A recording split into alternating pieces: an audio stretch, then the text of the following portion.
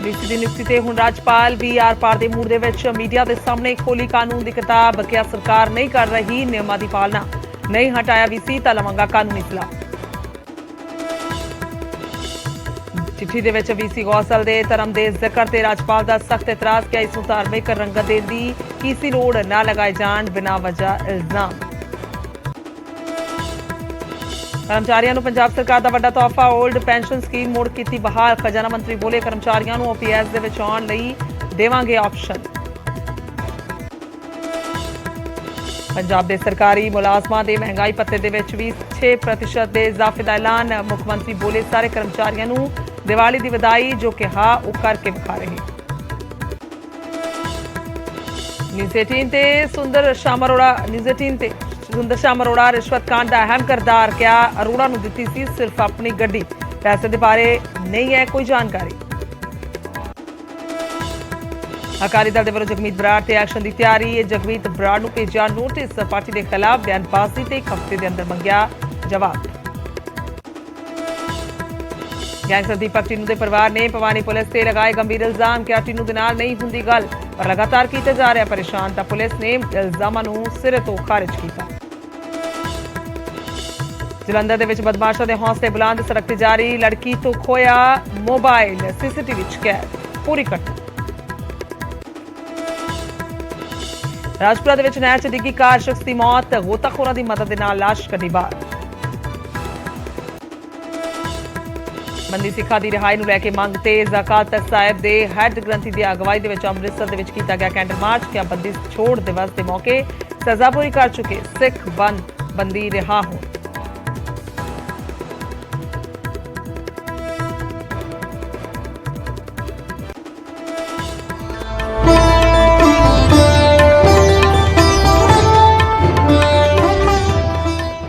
सत श्री अकाल, good morning Punjab bulletin दे विच बहुत बहुत स्वागत है। मैं तुहाडे नाल खुशरोज संधू। बुलेटिन दे विच हर बड़ी ते छोटी खबर ते नजर पावांगे। शुरुआत करदे आ सब तो पहला वीसी नियुक्ति ते आर पार नूं लैके सीएम ध्यान रखण। मैं संविधानिक अहुदे ते हां, ये राज्यपाल दे वल्लों कहा गया जदों कुछ गलत होवेगा मैं बोलांगा। यानी कि ये आर पार दा हुण नजर आ रहा किस्सा, आर पार दी लड़ाई एक तरह दे नाल नजर आ रही है। तो हुण जदों कुछ गलत होवेगा तो मैं बोलांगा, ये राज्यपाल दे वल्लों कहा गया है। सरकार यूनी दे कामकाज दे विच दखल नहीं दे सकती, यानी कि यूनिवर्सिटी के कामकाज दे विच दखल नहीं दिता जा सकता। ये साफ तौर पर राज्यपाल दे वल्लों साफ कर दिता गया। तो वीसी नियुक्ति नूं लैके ये गलबात जिहड़ी है वो तकरार तक पहुंचती हुई नजर आ रही है। तो वीसी ना हटाया तो मैं कानूनी सलाह लवांगा, कानूनी सलाह ली जाएगी, राज्यपाल दे वल्लों साफ तौर पर कह दिता गया है। यानी कि जदों ये नियुक्ति हुई सी तो उस वेले जदों ये नियुक्ति नूं लैके कहा गया सी राज्यपाल दे वल्लों कि रद्द की जाती है, यानी कि अहुदे तो हटाया जाए गौसल नूं, पर सरकार ने कहा कि असीं नहीं हटावांगे।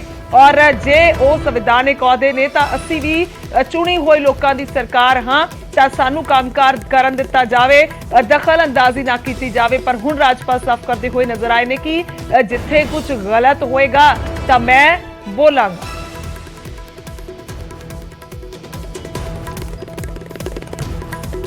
वीसी नियुक्ति ते आर पार की लड़ाई नजर आ रही है। तो सीधे तौर पर जेकर इस गल की जाए कोल्ड वॉर की, तो हुण कोल्ड वॉर नहीं रही है, यानी कि ठंडी लड़ाई सानू नजर नहीं आ रही है, बल्कि आर पार की लड़ाई नजर आ रही है। जिथे सरकार के मंत्री का बयान आया सी कि असी वीसी नूं नहीं हटावांगे, सरकार नहीं हटाएगी, तो उत्थे ही राज्यपाल दे वल्लों कह दिता गया जेकर नहीं हटाओगे तो फिर मैनू कानूनी सलाह लैनी होगी, और जेकर कुछ गलत होएगा तो मैं बोलांगा, और बेफजूल दे इल्जाम मेरे से ना लगाए जाए।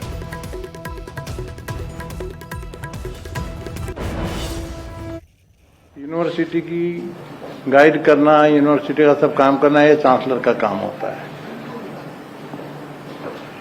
बल्कि यदि देखा जाए जजमेंट भी आए हुए हैं,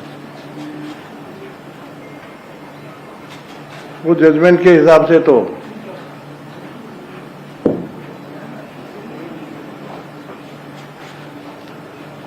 जजमेंट ऐसे हैं कि यूनिवर्सिटी के वर्किंग में स्टेट गवर्नमेंट इंटरफेरेंस नहीं कर सकती।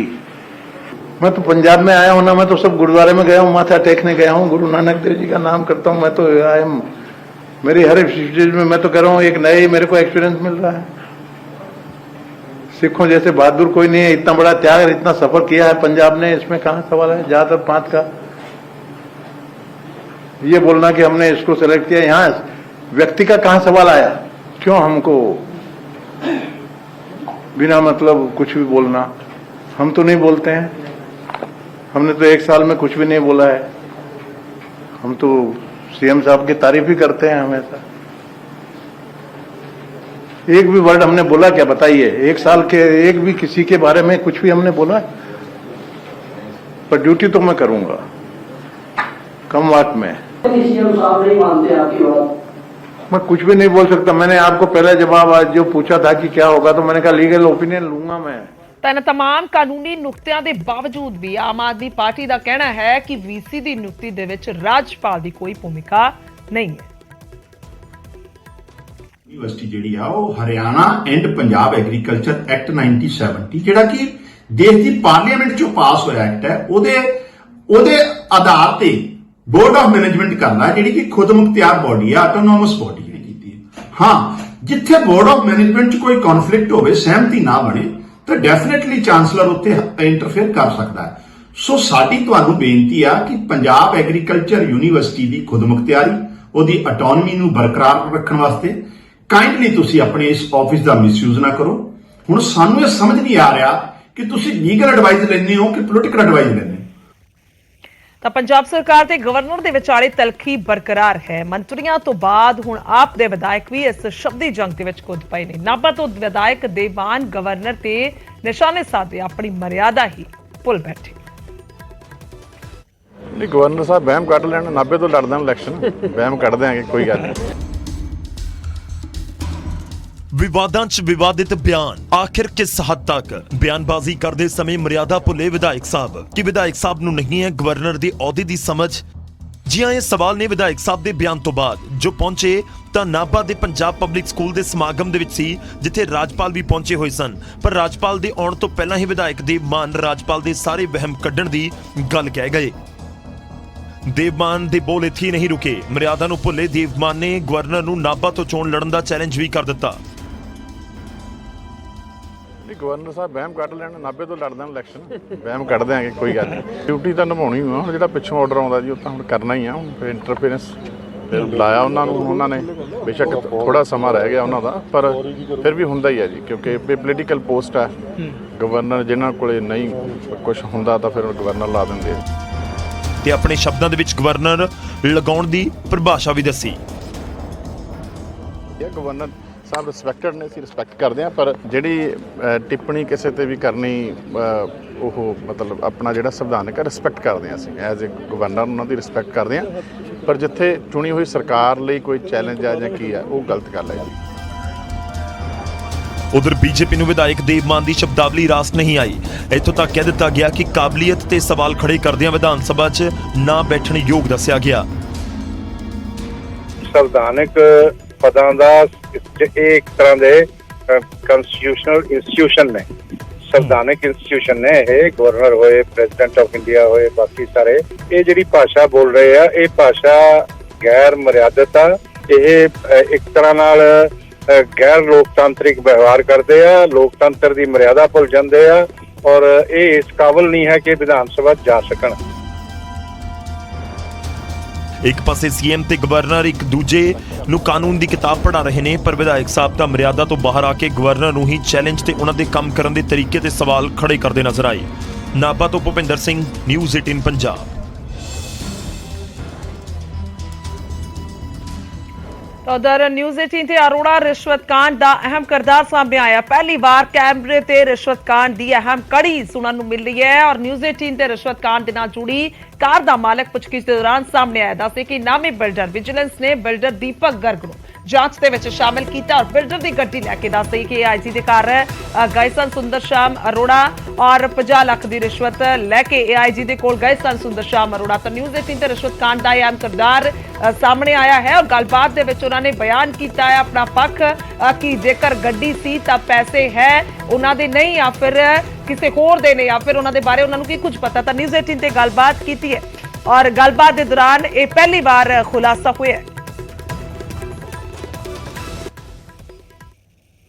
ਬੀਤੇ ਦਿਨਾਂ ਐਕਸ ਮਿਨਿਸਟਰ ਸੁੰਦਰ ਸ਼ਾਮ ਅਰੋੜਾ ਦਾ ਜਿਹੜਾ ਮਾਮਲਾ ਸਾਹਮਣੇ ਆਇਆ ਸੀਗਾ ਕਿ 50 ਲੱਖ ਰਿਸ਼ਵਤ ਦੇਣ ਦੀ ਗੱਲ ਕੀਤੀ ਗਈ ਸੀ। AIG ਮਨਮੋਹਨ ਕੁਮਾਰ ਨੂੰ ਰਿਸ਼ਵਤ ਦੇਣ ਦੀ ਗੱਲ ਕੀਤੀ ਗਈ ਸੀ, ਜਿਹਦੇ ਕਰਕੇ ਉਹਨਾਂ ਨੂੰ ਗ੍ਰਿਫਤਾਰ ਕੀਤਾ ਸੀਗਾ। ਲੇਕਿਨ ਉਹਦੇ ਵਿੱਚ ਕਈ ਸਵਾਲ ਜਿਹੜੇ ਸਾਹਮਣੇ ਆਏ ਸੀਗੇ ਕਿ ਜਿਹੜੀ ਉਹਨਾਂ ਨੇ ਗੱਡੀ ਯੂਜ਼ ਕੀਤੀ ਜਾਂ ਫਿਰ ਜਿਹੜੇ ਪੈਸੇ ਉਹ ਲੈ ਕੇ ਗਏ ਹੈ, ਇੱਕ ਨਾਮੀ ਬਿਲਡਰ ਜਿਹੜੇ ਹੈ ਉਹਨਾਂ ਦੇ ਪੈਸੇ ਸੀਗੇ ਤੇ ਕਿਸ ਤਰ੍ਹਾਂ ਦੀ, ਕਿਉਂਕਿ ਅੱਜ ਵਿਜੀਲੈਂਸ ਨੇ ਜਿਹੜੇ ਨਾਮੀ ਬਿਲਡਰ ਨੇ ਉਹਨਾਂ ਨੂੰ ਬੁਲਾ ਕੇ ਪੁੱਛਗਿੱਛ ਹੋਈ ਹੈ। ਜਿਹੜੇ ਬਿਲਡਰ ਨੇ ਉਹਨਾਂ ਨਾਲ ਗੱਲ ਵੀ ਕਰਦੇ ਆ। ਦੀਪਕ ਸਰ 2 ਮਿੰਟ ਗੱਲ ਕਰੀਏ। ਦੀਪਕ ਸਰ, ਇਹ ਜਿਹੜੀ ਚੀਜ਼ਾਂ ਸਾਹਮਣੇ ਆਈਆਂ ਕਿ ਅੱਜ ਤੁਹਾਨੂੰ ਵਿਜੀਲੈਂਸ ਨੇ ਬੁਲਾਇਆ ਸੀਗਾ, ਹਾਂਜੀ ਬੁਲਾਇਆ। ਕਈ ਚੀਜ਼ਾਂ ਸਾਹਮਣੇ ਆਈਆਂ, ਥੋੜਾ ਜਿਹਾ ਚੰਨਾ ਪਾਓ। ਨਹੀਂ ਬਸ ਮੈਨੂੰ ਉਹਨਾਂ ਨੇ ਬੁਲਾਇਆ ਸੀਗਾ ਜੀ ਤੇ ਮੈਂ ਆਪਣਾ ਅੱਜ ਆ ਗਿਆ ਸੀਗਾ। ਜੋ ਉਹਨਾਂ ਦੀ ਕੁਐਸਚਨਿੰਗ ਸੀਗੀ ਉਹਦੇ ਮੈਂ ਉਹਨਾਂ ਨੂੰ ਜਵਾਬ ਦੇ ਦਿੱਤੇ ਹੈਗੇ। ਦੀਪਕ ਸਰ, ਐਲੀਗੇਸ਼ਨ ਇਹ ਨੇ ਕਿ ਤੁਹਾਡੀ ਗੱਡੀ ਯੂਜ਼ ਹੋਈ ਹੈ, ਤੁਹਾਡੀ ਗੱਡੀ ਲੈ ਕੇ ਗਏ ਤੇ ਤੁਹਾਡੇ ਤੋਂ ਪੈਸੇ ਵੀ ਲੈ ਕੇ ਗਏ ਨੇ ਸੁੰਦਰ ਸ਼ਾਮ ਅਰੋੜਾ। ਨਹੀਂ ਸਰ, ਮੇਰੀ ਗੱਡੀ ਲਈ ਹੈ, ਮੇਰੇ ਬਿਲਕੁਲ ਲਈ ਹੈ, ਪਰ ਉਹ ਜਿਹੜੇ ਉਹਨਾਂ ਦੇ ਕੋਈ ਪੈਸੇ ਦਾ ਜਿਹੜਾ ਲੈਣ ਦੇਣ ਉਹਦੇ ਵਿੱਚ ਮੇਰਾ ਕੋਈ ਲੈਣ ਦੇਣ ਜਾਂ ਸੰਬੰਧ ਨਹੀਂ ਹੈਗਾ। ਠੀਕ ਹੈ ਸਰ, ਤੁਹਾਡੀ ਗੱਡੀ ਯੂਜ਼ ਹੋਈ ਸੀ? ਹਾਂ, ਮੇਰੀ ਗੱਡੀ ਉਹਨਾਂ ਨੇ ਮੰਗੀ ਸੀਗੀ ਤੇ ਮੇਰਾ ਡਰਾਈਵਰ ਸੀਗਾ ਤੇ ਉਹ ਉਹਨਾਂ ਦੇ ਨਾਲ ਗਿਆ ਹੋਏਗਾ, ਉਹਦੇ 'ਚ ਮੇਰਾ ਕੋਈ ਲੈਣਾ ਦੇਣਾ। ਤੁਹਾਡੇ ਨਾਲ ਕੋਈ ਗੱਲਬਾਤ ਹੋਈ ਸੀ ਮੈਂ ਕਿੱਥੇ ਜਾਣਾ ਹੈ ਜਾਂ ਨਹੀਂ ਮੇਰੇ ਨਾਲ ਐਸੀ ਕੋਈ ਗੱਲਬਾਤ ਨਹੀਂ ਹੁੰਦੀ। ਮੈਨੂੰ ਵੈਸੇ ਉਹਨਾਂ ਨੇ ਰੂਟੀਨ 'ਚ ਕਿਹਾ ਵੀ ਮੈਨੂੰ ਗੱਡੀ ਚਾਹੀਦੀ ਹੈ, ਮੈਂ ਗੱਡੀ ਦੇਤੀ। ਇਸ ਤੋਂ ਇਲਾਵਾ ਮੇਰਾ ਕੋਈ ਸੰਬੰਧ ਨਹੀਂ। ਤੇ ਸਰ ਪੈਸੇ ਦੀ ਗੱਲ ਹੋ ਰਹੀ ਹੈ ਕਿਉਂਕਿ ਬਾਰ-ਬਾਰ ਇਹ ਗੱਲ ਹੋ ਰਹੀ ਸੀ ਕਿ ਮੈਂ ਤੁਹਾਨੂੰ ਫੇਰ ਕਹਿ ਰਿਹਾ ਮੇਰਾ ਉਹਨਾਂ ਪੈਸਿਆਂ ਦੇ ਨਾਲ ਕੋਈ ਲੈਣਾ ਦੇਣਾ ਕੋਈ ਸੰਬੰਧ ਨਹੀਂ ਹੈਗਾ। ਮੈਂ ਉਹਨਾਂ ਨੂੰ ਜਵਾਬ ਦੇ ਚੁੱਕਿਆ ਜੀ, ਮੈਨੂੰ ਨਹੀਂ ਪਤਾ ਉਹ ਪੈਸੇ ਕਿੱਥੋਂ ਲੈ ਕੇ ਆਏ, ਕੀ ਕੀਤਾ, ਮੇਰਾ ਨਹੀਂ ਹੈ ਕੋਈ ਸੰਬੰਧ। ਸਰ ਇੱਕ ਗੱਲ ਹੋਰ ਹੈ ਕਿ ਤੁਹਾਨੂੰ ਸਮਨ ਕੀਤਾ ਸੀਗਾ ਵਿਜੀਲੈਂਸ ਨੇ, ਤੁਹਾਨੂੰ 2 ਵਾਰ ਬੁਲਾਇਆ, ਤੁਸੀਂ ਨਹੀਂ ਆਏ। ਸਰ ਮੈਨੂੰ 18 ਤਰੀਕ ਨੂੰ 5:10 ਦੇ ਨੇੜੇ ਤੇੜੇ ਉਹਨਾਂ ਦਾ ਟੈਲੀਫੋਨ ਆਇਆ ਸੀਗਾ DSP ਸਾਹਿਬ ਦਾ, ਪਰ ਮੈਂ ਦਿੱਲੀ ਸੀਗਾ ਉਸ ਸਮੇਂ। ਮੈਂ ਕਿਹਾ ਕਿ ਮੈਂ 20 ਤਰੀਕ ਨੂੰ ਆ ਜਾਵਾਂਗਾ ਤੇ ਮੈਂ ਕੱਲ ਕਿਸੇ ਕਾਰਨ ਨਹੀਂ ਆ ਪਾਇਆ, ਥੋੜੀ ਮੇਰੀ ਸਿਹਤ ਖਰਾਬ ਸੀ। ਅੱਜ ਮੈਂ ਸਵੇਰੇ ਆਇਆ ਸੀ। ਸਮਨ ਕੋਈ ਤੁਹਾਨੂੰ ਮਿਲਿਆ ਸੀ? ਨਹੀਂ ਮੈਨੂੰ ਸੰਮਨ ਨਹੀਂ, ਮੈਨੂੰ ਟੈਲੀਫੋਨ ਤੇ ਉਹਨਾਂ ਨੇ ਬੁਲਾਇਆ ਸੀ ਤੇ ਮੈਂ ਪਹੁੰਚਿਆ ਸੀ। ਤੇ ਤੁਸੀਂ 18 ਤਾਰੀਖ ਨੂੰ ਨਹੀਂ ਆਏ? ਨਹੀਂ 18 ਨੂੰ ਮੇਰੇ ਕੋਲ ਫੋਨ ਆਇਆ ਸੀ, ਮੈਂ 18 ਨੂੰ ਸ਼ਹਿਰ ਦੇ ਵਿੱਚ ਨਹੀਂ ਸੀਗਾ, ਦਿੱਲੀ ਸੀਗਾ। ਮੈਂ 20 ਤਰੀਕ ਨੂੰ ਕਿਹਾ ਜੀ ਮੈਂ ਆ ਜਾਵਾਂਗਾ ਤੇ ਕੱਲ ਥੋੜੀ ਮੇਰੀ ਤਬੀਅਤ ਖਰਾਬ ਸੀ ਤੇ ਮੈਂ ਅੱਜ ਫੋਨ ਕਰਕੇ ਇੱਥੇ ਚਲਾ ਗਿਆ ਸੀ। ਸਰ ਅੱਜ ਪੁੱਛਗਿੱਛ ਕੁਝ ਚੀਜ਼ਾਂ ਸਾਹਮਣੇ ਆਈ, ਕੋਈ ਵਿਜੀਲੈਂਸ ਨੇ ਕਿਸ ਤਰ੍ਹਾਂ ਦੀ ਗੱਲਬਾਤ? ਨਹੀਂ ਉਹਨਾਂ ਨੇ ਮੈਨੂੰ ਗੱਡੀ ਦੇ ਬਾਰੇ ਜੋ ਵੀ ਕੁਝ ਪੁੱਛਿਆ, ਮੈਂ ਉਹਨਾਂ ਨੂੰ ਜੋ ਵੀ ਸਵਾਲ ਜਵਾਬ ਸੀਗਾ ਉਹ ਸਾਰੇ ਮੈਂ ਦੇ ਚੁੱਕਿਆ ਜੀ। ਪਲੀਜ਼। ਬਿਲਕੁਲ, ਜਿੱਦਾਂ ਦੀਪਕ ਗਰ ਨੇ ਇਹ ਵੀ ਗੱਲ ਸਾਹਮਣੇ ਆਈ ਸੀ ਕਿ ਜਿਹੜੇ ਮਾਰਬਲਾ ਗਾਰਡਨ ਦੇ ਜਿਹੜੇ ਨਾਮੀ ਬਿਲਡਰ ਹੈ ਉਹਨਾਂ ਦੀ ਗੱਡੀ ਯੂਜ਼ ਹੋਈ ਹੈ, ਉਹਨਾਂ ਦੇ ਜਿਹੜੇ ਪੈਸੇ ਹੈ ਉਹ ਵੀ ਲਿੱਤੇ ਗਏ। ਲੇਕਿਨ ਇਹ ਜਿਹੜੇ ਸਰ ਨੇ ਇਹਨਾਂ ਨੇ ਸਾਫ਼ ਤੌਰ ਤੇ ਕਿਹਾ ਕਿ ਪੈਸੇ ਦਾ ਕੋਈ ਵੀ ਲੈਣ ਦੇਣ ਜਿਹੜਾ ਹੈ ਉਹ ਨਹੀਂ ਸੀਗਾ, ਸਿਰਫ ਮੇਰੀ ਗੱਡੀ ਜ਼ਰੂਰ ਯੂਜ਼ ਹੋਈ ਹੈ, ਮੇਰਾ ਡਰਾਈਵਰ, ਕਿਉਂਕਿ ਉਹਨਾਂ ਦਾ ਫੋਨ ਆਇਆ ਸੀਗਾ, ਉਹਨਾਂ ਨੇ ਕਿਹਾ ਸੀਗਾ ਕਿ ਗੱਡੀ ਜਿਹੜੀ ਹੈ ਉਹ ਚਾਹੀਦੀ ਹੈ, ਮੈਨੂੰ ਇਸ ਬਾਰੇ ਕੁਝ ਨਹੀਂ ਪਤਾ। ਹਾਲਾਂਕਿ ਵਿਜੀਲੈਂਸ ਕੋਲ ਅੱਜ ਇਹ ਪਹੁੰਚੇ ਹੈ, ਇਹਨਾਂ ਨੇ ਪੂਰੀ ਇਨਵੈਸਟੀਗੇਸ਼ਨ ਇਹਨਾਂ ਨੇ ਜੁਆਇਨ ਕੀਤੀ ਹੈ ਜਿੱਦਾਂ ਸਰ ਨੇ ਦੱਸਿਆ, ਤੇ ਹੋਰ ਕਿਸੇ ਵੀ ਤਰ੍ਹਾਂ ਦੀ ਕੋਈ ਗੱਲਬਾਤ ਜਿਹੜੀ ਹੈ ਨਹੀਂ ਹੈ, ਨਾ ਕਿਸੇ ਤਰ੍ਹਾਂ ਦਾ ਕੋਈ ਸੁੰਦਰ ਸ਼ਾਮ ਅਰੋੜਾ ਦਾ ਇਸ ਪੂਰੇ ਮਾਮਲੇ 'ਚ ਜਿਹੜੀ 1 ਕਰੋੜ ਦੀ ਜਿਹੜੀ ਰਿਸ਼ਵਤ ਹੈ ਉਸ ਮਾਮਲੇ 'ਚ ਕਿਸੇ ਵੀ ਤਰ੍ਹਾਂ ਦਾ ਕੋਈ ਲੈਣਾ ਦੇਣਾ ਨਹੀਂ ਹੈ। ਮੋਹਾਲੀ ਤੋਂ ਕੈਮਰਾਮੈਨ ਜੈਂਦਰ ਸਿੰਘ ਨਾਲ ਮਨੋਜ ਰਾਠੀ, ਨਿਊਜ਼ 18। ਉਧਰ ਗੈਂਗਸਟਰ ਦੀਪਕ ਟਿੰਨੂ ਦੀ ਮੁੜ ਗ੍ਰਿਫਤਾਰੀ ਤੋਂ ਬਾਅਦ ਉਸ ਦਾ ਪਰਿਵਾਰ ਵੀ ਸਾਹਮਣੇ ਆਇਆ। ਟਿੰਨੂ ਦੇ ਪਰਿਵਾਰ ਨੇ ਪੁਲਿਸ ਤੇ ਪਰੇਸ਼ਾਨ ਕਰਨ ਦੇ ਇਲਜ਼ਾਮ ਲਗਾਏ ਨੇ। ਟਿੰਨੂ ਦੇ ਪਿਤਾ ਦੇ ਮੁਤਾਬਿਕ ਪਰਿਵਾਰ ਨੇ 7 ਤੋਂ 8 ਸਾਲ ਪਹਿਲਾਂ ਹੀ ਟਿੰਨੂ ਨੂੰ ਬੇਦਖਲ ਕਰ ਦਿੱਤਾ ਸੀ ਤੇ ਪਿਛਲੇ ਕਰੀਬ 5 ਸਾਲ ਤੋਂ ਉਸ ਦੇ ਨਾਲ ਕੋਈ ਗੱਲਬਾਤ ਵੀ ਨਹੀਂ ਹੋਈ ਹੈ। ਪਰਿਵਾਰ ਦਾ ਕਹਿਣਾ ਹੈ ਕਿ ਪੁਲਿਸ ਦੇ ਵੱਲੋਂ ਲਗਾਤਾਰ ਉਹਨਾਂ ਨੂੰ ਪਰੇਸ਼ਾਨ ਕੀਤਾ ਜਾ ਰਿਹਾ। ਉਧਰ DSP ਨੇ ਉਹਨਾਂ ਇਲਜ਼ਾਮਾਂ ਨੂੰ ਬੇਬੁਨਿਆਦ करार ਦਿੱਤਾ। बड़ा टिन्नू मेरे कई सुनने से बाहर है, हमने 7 साल से बेदखल कर रखा है। जब भी वो कोई कांड करता है, किसी तरह का रोड़ा करता है, कांड करता है, तो हमें बच्चों सहित, मेरा छोटा 2 बेटे हैं, पोते हैं, उनको उठा लेते हैं, हरेसमेंट करते हैं। पहले भी हमने 23 दिन तक जेल के CI स्टाफ ने कहीं कहीं घुमाई रखा, कभी तो शाम कहीं। एक बार फिर उसने किया तो फिर हमारे को 14 दिन की अंदर रखा, लेकिन हमें तंग करते हैं। अब हमें पता चला कि वो कहीं गायब हो गया, जेल से गायब हो गया, तो हम शहर छोड़ के कहीं बाहर गए हुए हैं। पहले गए थे तो हम डर के मारे, पुलिस के डर के मारे हमने शहर छोड़ा है, क्योंकि पहले भी हमें हरासमेंट दी गई थी काफ़ी। एक बार 23 दिन दी गई, एक बार 14 दिन गई। हम सरकार से, पुलिस से हर बार उनकी मदद करते हैं, उस विषय पे सभी पहलुओं पर जाके उसकी मदद करते हैं। जैसे भी हमसे पूछा जाता है हम बताते हैं, लेकिन हमें पुलिस बार बार तंग करती है। हमें बुलाए, हम सहयोग करने के लिए तैयार हैं, ना कि हमें परेशान किया जाए। तो इस बारे में SP वगैरह बूथ अधिकारियों से मिले, क्या कहते हो?